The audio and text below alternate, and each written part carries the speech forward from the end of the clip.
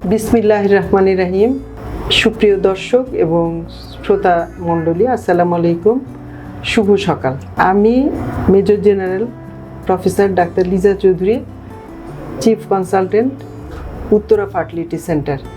আমি এখানে আমাদের দেশের রোগীদের জন্য বন্ধ্যাত্বের সেবা দিচ্ছি।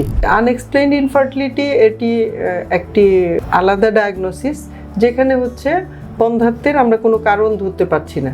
আনএক্সপ্লেইন বলতে আমরা বুঝি আনএক্সপ্লেইন ইনফার্টিলিটি যেখানে কোনো মেল ফ্যাক্টর, পুরুষের কোনো সমস্যা নেই এবং মহিলারও কোনো সমস্যা নাই, তারপরেও বাচ্চা হচ্ছে না, সেটা একটা আনএক্সপ্লেইন ইনফার্টিলিটি।